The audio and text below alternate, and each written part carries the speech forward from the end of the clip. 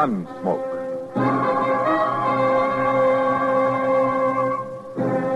Around Dodge City and in the territory on West, there's just one way to handle the killers and the spoilers, and that's with a U.S. Marshal and the smell of Gunsmoke.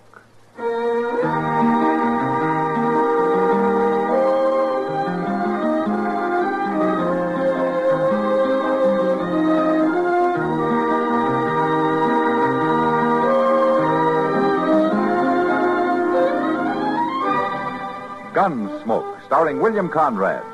The story of the violence that moved west with young America. And the story of a man who moved with it. I'm that man. Matt Dillon, United States Marshal. The first man they look for and the last they want to meet. It's a chancy job, and it makes a man watchful. And a little lonely.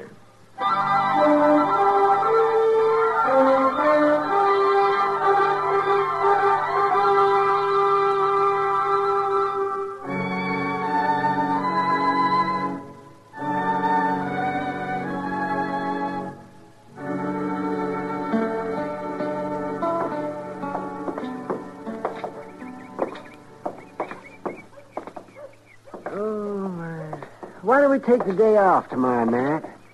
See if we can shoot us a deer. Oh? That's not a bad idea, Doc.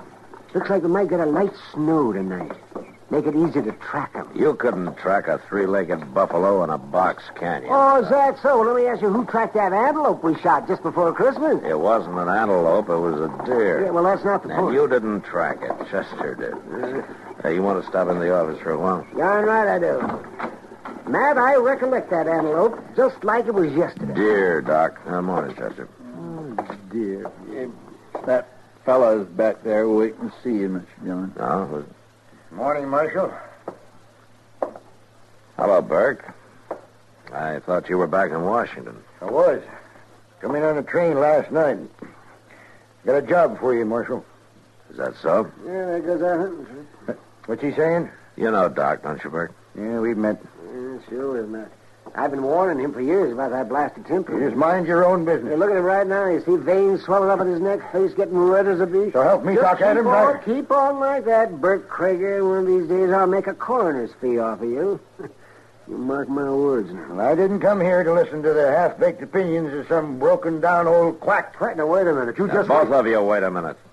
Doc, you quit trying to drum up business. Well, What's the job, Burke? These papers ought to explain it pretty well. Oh, let me see him. That's what I've been doing back in Washington. And I don't mind telling you, it gives me a lot of satisfaction when I finally got them to issue them papers. Court order the United States Marshal in Dodge City, Kansas for service of eviction notice. Yeah, look at the second one, Marshal. It took me pretty near 3 years to get justice done. Eviction order from Federal Lands Commission, Washington, D.C. to one Sloat Carson. Yep, finally getting them off my Guilty of illegal homesteading a portion of the Cragar Ranch located in Section 246 Township. I see. Are, you sure that this is justice, Burke? You got the papers right there in your hand, Marshal. It was issued according to law. I was talking about justice, not law. You aiming to separate the two, are you? How much range are you running now, Burke? Just over 30,000 acres. Uh-huh. And Sloat Carson's got a measly 360 acres in that homestead. Is they going to break you to let him go on farming it? That's got nothing to do with it. The law has decided the land's mine. It's your job to get him off it. You've been driving yourself for 10 years now, Burke, without a let-up. You got every inch of land between Briar Ridge and Walnut Creek, except for this piece that Sloat's living on. And I got it, too, now, once you serve that order. Why? What do you have to prove, Burke? It's what I have proved, Marshal. That I'd own the whole valley someday. Every last foot of it. And with Sloat Carson out, I do own it.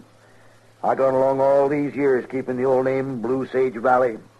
But now that I own it complete, I'm changing that name, Marshal. It's the Cragar Ranch now. From here on out. Yeah, from here on out won't be very long if you up and bust a blood vessel. So my son's named Cragar, too, I'll remind you. Burke. Sloat's put a lot of work into that place of his. You sure you won't think it over? You got them papers, Marshal. And it's your duty to serve. All right, I'll serve him. I got no choice. And I bid you all good day.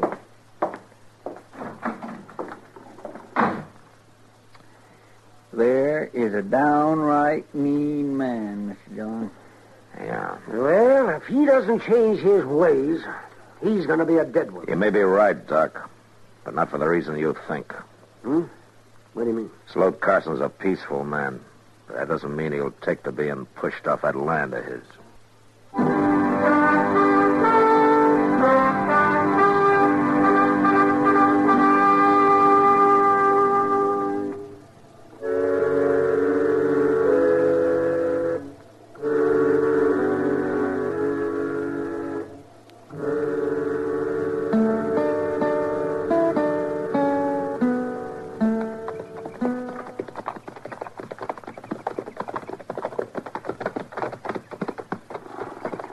Well, there's no smoke coming out of the chimney, Mr. Dillon. Reckon maybe he ain't to home. He's probably working out in the barn. Let's ride over there.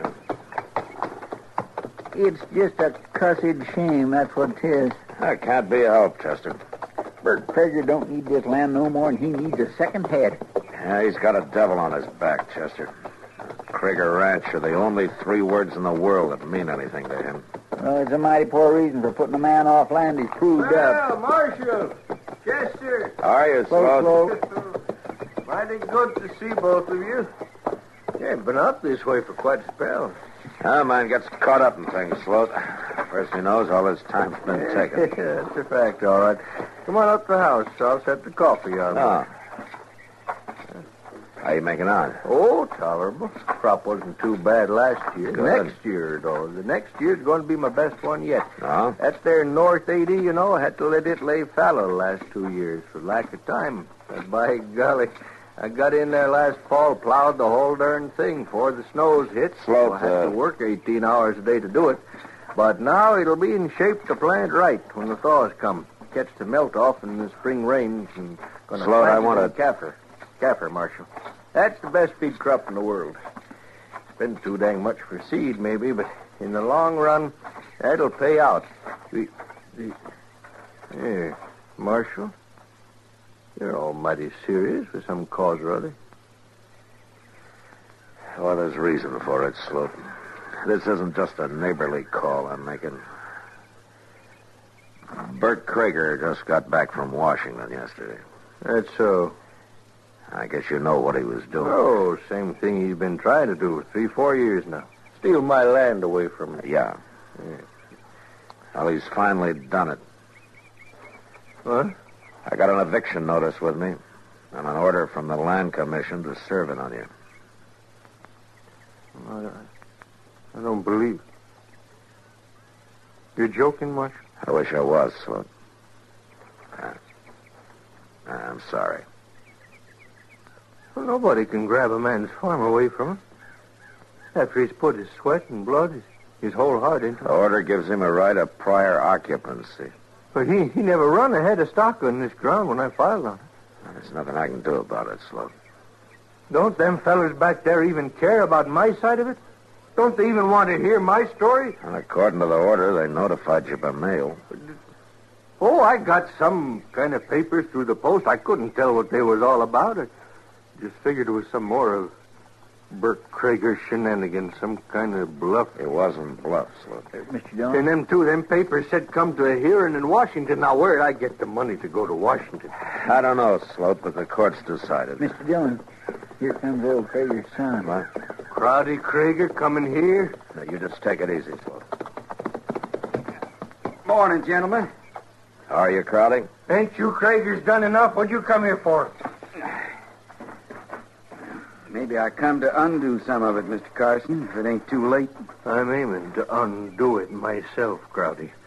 I'm figuring to use a gun. Now, wait a minute, Sloat. I ain't a man that hunts trouble, Marshal. You know that. You know it as well as anybody.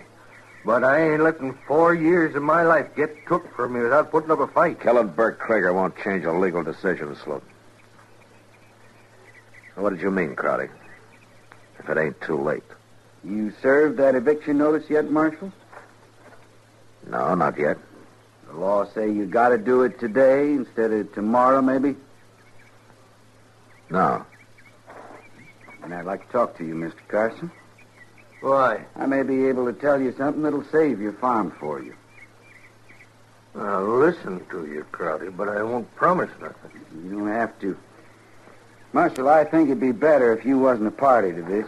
Why are you doing this, Crowdy? What's your reason? If you'd lived around my pa your whole life, you wouldn't have to ask. Mr. Carson, could we walk you into the barn? All right. You excuse us, Mark. Well, looks like there won't be any bloodshed after all, Mr. Jones. I don't know, Chester. I wouldn't count on it.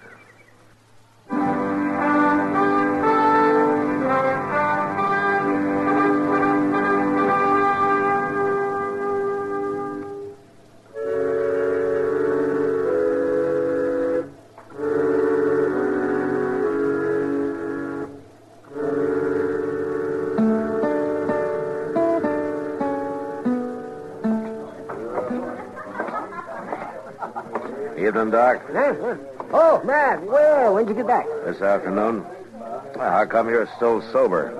Oh, well, now, that's one distinction I hold, Matt. I may not be the best doctor in the West, but I'm the soberest. Well, then maybe if you took to drinking a little bit, you Oh, could... doggone it. You never did give a man credit for anything, did you? I guess I'm in a bad mood, Doc.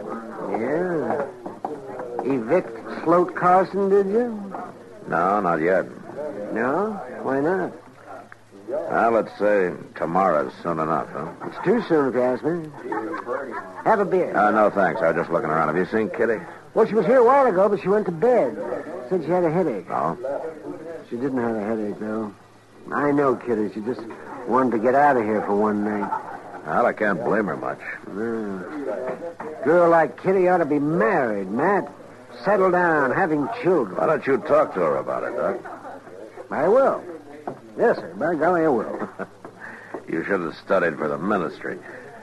You know, I thought about that, but the pay's bad. Now, there's a real Christian. I wouldn't talk if I were you, Matt Dillon.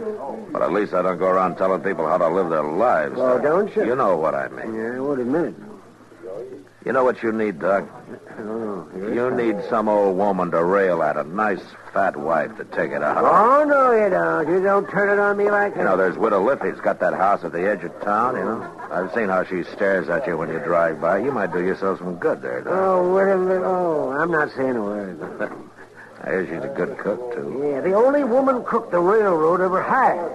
Till they found out she was a woman. Well, it took them 6 months. You got to admire her for that. Oh, sure, I admire her for that. Well, all right, if you're going to be stubborn about I'll blow my brains out when the day comes that I got to take a woman that crops her hair and wears men's boots and men's hats. All she needs is a beard and a rifle, and she'd make a good buffalo hunter. it. Female charm sure wasted on you, Doc. Hers is. Mr. Jones? Oh, yeah, what is it, Chester? Well, I figured I'd better bring these over to you right away. Judge Bent stopped by the jail and Hello, Doc. Yeah, Chester. What's this about, Judge Ben? Well, he left these here papers, and I thought you'd ought to know about them. Yeah, let me see. U.S. Marshal Matt Dillon, Injunction against service of eviction order Order in U.S. District Court enjoining one Burke Cragar from attempting to assume possession of land parcel known as Section 246. Plaintiff, Sloat Carson. Yeah, looks like Sloat's kindly outfoxed old Cragar, Mr. Jones. Yeah, sure does. With young Crowdy's help. Well, Judge Bent says the Land Commission's only got jurisdiction in case nobody don't take it to court. He says Sloat could keep this dragging on for years. Well, Chester, it looks like we ride out tomorrow and serve papers on Burke Cragar instead of Sloat. There'll be trouble, sure. Yeah, it probably will.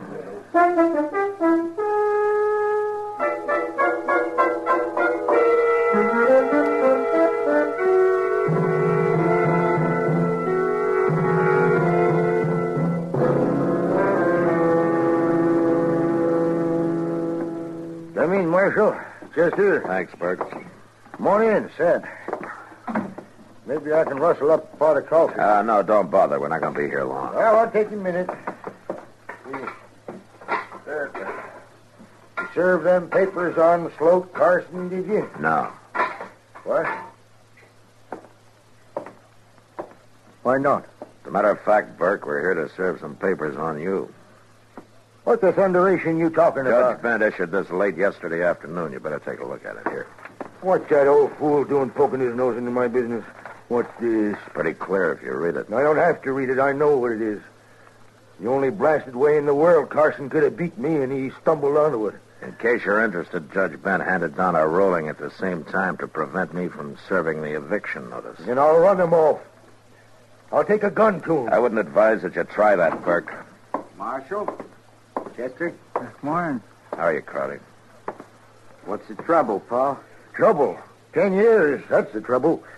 For 10 years I've fought for this valley, foot by foot.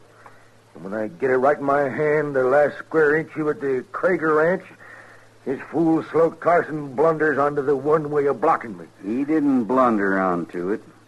I told him about it. You what? I told him about that loophole in the Land Commission's order. You mentioned it one time, you remember? Are you sneaking young whelp? Here now, you know what Doc said about you getting I'll mad. have the hide off your back. I'll beat you till you scream to have a bullet put in your head. Burke, Stand back, Marshal. put down that horse. I'll cut the daylights out of you. You heard me, Burke. You yellow cur pump out. Mr. Cragar.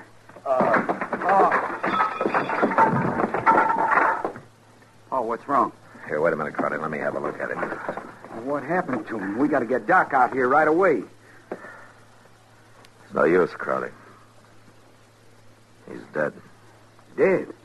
Doc said it was going to happen like that if he didn't stop losing his temper. But he can't be dead. I didn't mean for this to happen. It wasn't your fault, Crowdy. You were trying to do the right thing. It was your father who was doing wrong. I can't even claim that excuse, Marshal.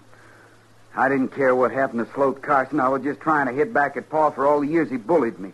I don't guess he was easy to live with. But I didn't aim to do this. I just didn't. I'll send Doc out when we get back to town and make out his coroner's report. I'll break this ranch up and sell it off, every foot of it. I guess we'll be riding, Crowdy. Cragar Ranch. I'll blot that name out if it's the last thing I ever do. Come on, Chester. Cragar Ranch. I'll show him how long that name will last. In 2 years, nobody will ever remember.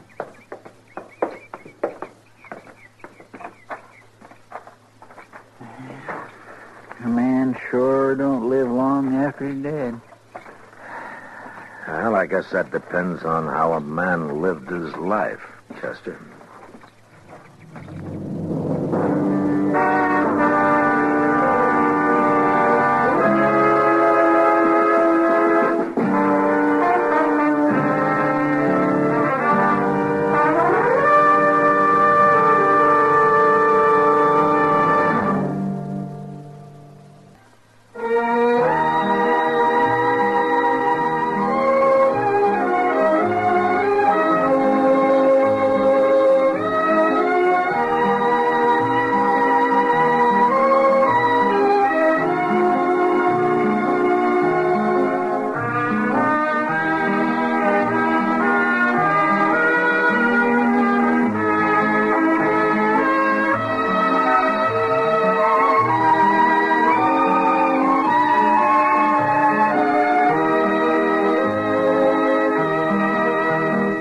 Gunsmoke. Produced and directed by Norman McDonald, stars William Conrad as Matt Dillon, U.S. Marshal. The music was composed and conducted by Rex Corey. Sound patterns were composed by Ray Kemper and Bill James. Featured in the cast were Parley Bear as Chester, Howard McNear as Doc, and Georgia Ellis as Kitty.